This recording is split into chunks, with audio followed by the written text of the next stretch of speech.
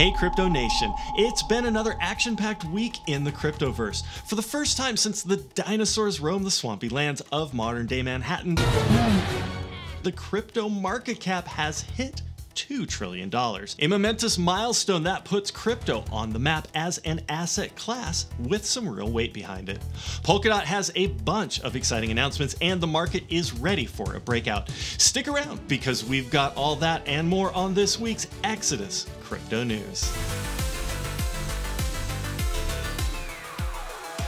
Welcome back everybody, and if this is your first time here, make sure to hit those like and subscribe buttons so you don't miss out on a single video. First things first, we're excited to announce that as of 9 p.m. Eastern Time in the US, the Exodus public offering is live and you can click this link right here to learn how you can participate. In April of 2020, the total crypto market cap was a measly $200 billion. Now, don't get me wrong, if I found $200 billion on the sidewalk, I would probably pick it up. But in terms of asset classes, it's just not that much. That's the market cap for Nike, for example, which is just one single company.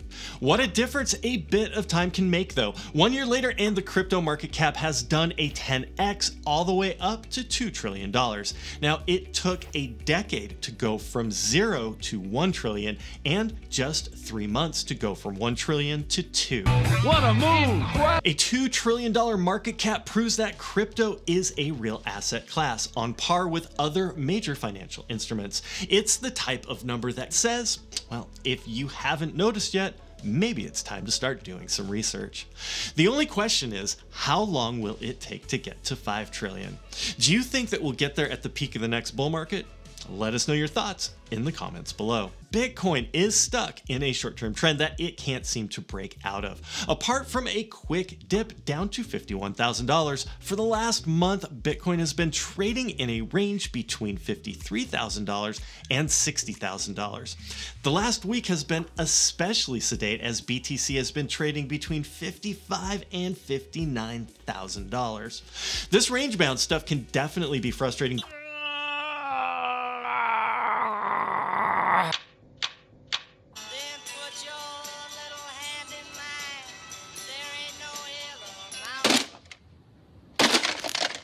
But the magic of charting is telling us that we're due for a breakout. The Bollinger Band indicator, which measures market volatility, is at a 4-month low of 0.15. Now, why is that important? Every time we hit a 0.15 in the 2017 bull market, there was a major move shortly afterwards. Notice how we're talking about a move without specifying the direction. That's because the Bollinger indicator doesn't tell us where the price is going. It just tells us that the price is about to break out. So be careful out there, go light on the leverage, and cross your fingers for a big break to the upside. It's practically a full-time job staying on top of all of the latest Bitcoin news. Trust me, I know. So for everyone who doesn't have time for that, here's a simple solution. BTC Archive is a Twitter account that posts Bitcoin headlines and news throughout the day. Here are a couple of our recent favorites.